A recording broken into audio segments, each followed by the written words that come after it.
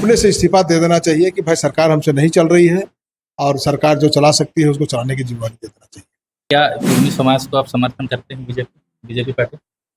नहीं, देखिए, कुर्मी समाज और बीजेपी हमेशा एक दूसरे का पूरक रहा है और कुर्मी समाज जो है, आज समझिए कि राम भगवान के दो पुत्र थे, लव और कुश। तो कुर्मी हुआ लव और कुश हुआ कुशवाहा। तो हमेशा राम राज्य का कल्पना कुर्मी समाज ने किया है। उसका जो व्यक्तिगत डिमांड है, चूंकि पहले कुर्मी सीएनटी में था, आज अगर उसका डिमांड है तो कहीं से भी डिमांड वो गलत नहीं।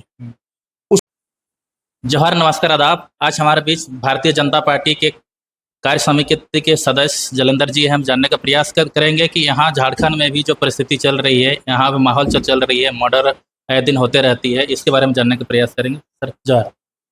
बहुत बहुत धन्यवाद।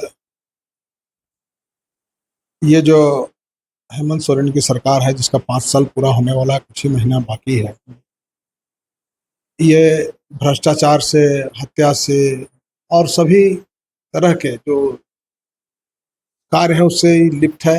इस सरकार को अविलंब हटना चाहिए और एक अच्छी सरकार भारतीय जनता पार्टी के नेतृत्व में बने, तभी इस क्षेत्र के जनताओं का विकास होगा। सर, अभी कल परसों एक मर्डर हुई, एक क्राइम ब्रांच के इंस्पेक्टर अनुपम कश्यप का, क्या कहेंगे? देखिए, ये बहुत ही घोर निंदा का बात है कि एक प्रशासनिक व्यक्ति का भी हत्या हो जा रहा है। अभी देखिए आप, वकील का हत्या हुआ, दिन दहाड़े छुरा मारकर उसका हत्या कर दिया गया। उसके पहले आप देखिए, भारतीय जनता पार्टी के कार्यकर्ता नेता जो निवर्तमान पार्षद है, उनको भी गोली मारा गया और कल परसों उनके भी मौत हो गई इलाज के दौरान दिल्ली में, और कल उनका दाह संस्कार हुआ। घोर निंदनीय कार्य है इस सरकार का। इस सरकार को अविलंब अपने से इस्तीफा दे देना चाहिए कि भाई सरकार हमसे नहीं चल रही है और सरकार जो चला सकती है उसको चलाने की जिम्मेदारी दे देना चाहिए। और सर, अभी सदन में कुर्मी समाज को अपमानजनक टिप्पणी की है, उसके बारे में क्या कहेंगे? मैंने उनके द्वारा कुछ भी किया गया कार्य हमको लगता है कि अच्छा नहीं है। कई तरह से कई लोगों को टिप्पणी करते हैं, वो सिर्फ विशेष समुदाय को खुश करने के लिए नाना प्रकार का षड्यंत्र रच रहे हैं। और आज आप देख रहे हैं कि संथाल में और लोहरदगा चले जाइए या कहीं भी जहाँ पर वहाँ बहुल क्षेत्र है, वहाँ का डेमोग्राफी पूरा चेंज हो रहा है। आज ऐसे लोगों का आधार कार्ड, जाति प्रमाण पत्र, राशन कार्ड बन जा रहा है, सब कार्ड बन जा रहा है उसका। एक योजना के तहत इसमें विशेष रूप से इस सरकार जो है षड्यंत्र कर रही है और आम जनों का, जो यहाँ के मूल निवासी हैं, कुर्मी हैं, आदिवासी, मुंडा है, उरांव है, जिन लोगों का हक मारने का प्रयास ही कर रही है। सर, ये भी बोला जा रहा है कि भारतीय जनता पार्टी ने बालू को बेचकर खत्म किया, क्या ये सही है आपकी बीजेपी? देखिए, बालू निरंतर बहने वाली चीज है और जब भी बरसात में नदी में बाढ़ आता है तो बालू आ जाती है। और कोई अगर इसको ये कहते हैं कि बालू को फलाना ने बेच के खत्म किया है, तो उनकी मानसिकता से पता चलता है कि वो कितना पढ़े लिखे लोग हैं। इसको समझने की जरूरत है। अब जैसे वो कहते थे कि भारतीय जनता पार्टी ने खजाना खाली करके गया है, जबकि हर सेकंड रुपया खजाना में आता है। अगर आप कोई एक 10 रुपये का चीज भी कर रहे हैं तो उसकी कुछ परसेंट सरकार के खाता में जाती है, तो खाली होने का तो प्रश्न नहीं है। तो ये तो बेतुका बात करते हैं, ये ऐसा समझाना चाहते हैं पब्लिक को कि जैसे हम होशियार हैं, बाकी सब बुड़बक हैं। पब्लिक सब समझती है सब बातों को। हेमंत सर ने भी आप लोग को बोल रहे हैं कि आज आने वाले चुनाव में बीजेपी पूरा साफ हो जाएगा। जरूर उनका कहना अपने हिसाब से उनको लग रहा हो कि हम सही कह रहे हैं।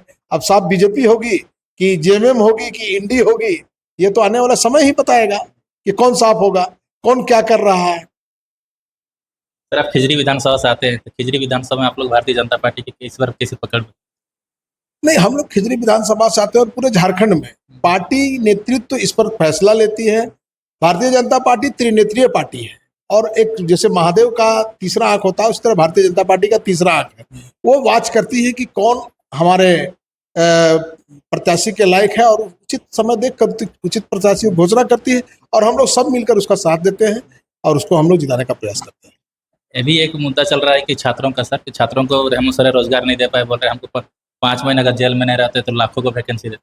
अच्छा, आप जब 54 महीना रहे तो कुछ नहीं कर सके और 5 महीना में आप क्या कर देते? और आप अपना वैसा कर्म किए तब तो जेल गए। कोई भाजपा जेल आपको नहीं भेजी, कोर्ट ने जेल भेजा है, ईडी ने जेल भेजा है। आप जो काम कीजिएगा उसके लिए जो है, फिर आपको बेल भी दिया तो भाजपा ने तो बेल नहीं दिया, कोर्ट ने आपको बेल दिया। जहां तक रही 5 महीने की बात, अगर 5 महीना हटा दे और अभी 19 में सरकार बनी थी दिसंबर में, तो 20 पूरा, 21 पूरा, 22 पूरा, 23 पूरा, तो इन समय जो बीता 48 महीना, इस समय आप क्या कर रहे थे? अगर आपको देना होता, आप जैसे अभी आप घोषणा कर रहे हैं बुड़बक बनाने के लिए कि 1000 रुपया महिला बहनों को दिया जाएगा, जो अभी हम देख रहे थे कोई पेपर में कि भाई ये लागू तब होगा 2024 के बाद। तो भाई 2024 के बाद तो 25 आ जाएगा और चुनाव आपका 24 में ही खत्म होना है। तो इस तरह का बेतुका आप जो आश्वासन संतोना दे रहे हैं, तो पब्लिक इसको समझ रही है। पब्लिक ऐसे समझ रही है कि आपको दिखाएगी कि क्या कर रही है। बताइए, आपको देना था 6000 रुपया महीना, आपने कहा था कि 72,000 रुपया साल में हम देंगे, और अभी चुनाव के अंतिम समय में अक्टूबर, नवंबर, दिसंबर में चुनाव होना है।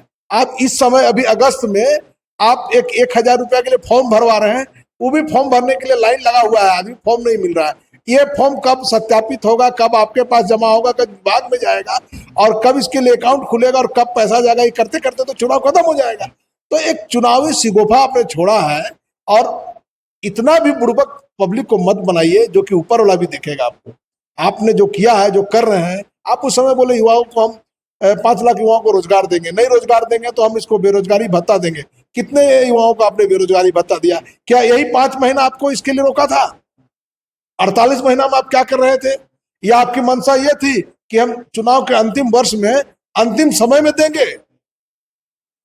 आपकी मंशा यही थी कि हम चुनाव के अंतिम वर्ष 24 में देंगे, और उस समय देने के लिए आप शायद जेल चले गए। ऐसा कोई बात नहीं है। ये हेमंत सोरेन लोगों को बरगला रहे हैं। क्योंकि बालू के बारे में जहां तक आइएगा, तो बालू का कोई भी घाट नीलाम नहीं हुआ, गिना चुना घाट नीलाम हुआ।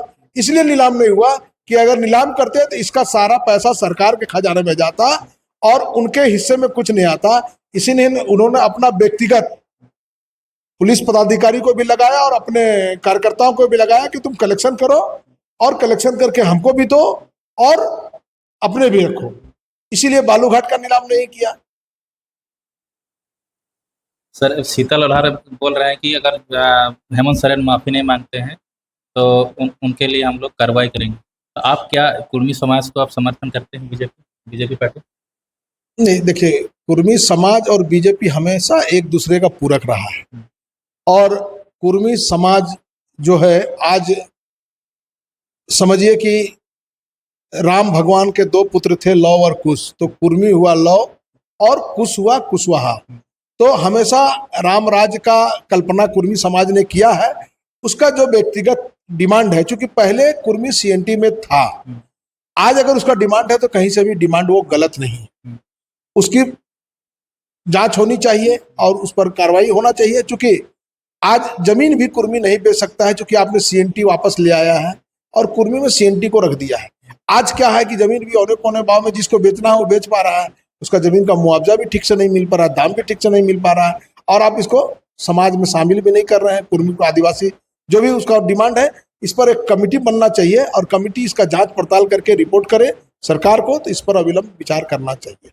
बहुत बहुत धन्यवाद सर, इतना समय देने। धन्यवाद। कितना मिनट हुआ? 8 मिनट हुआ।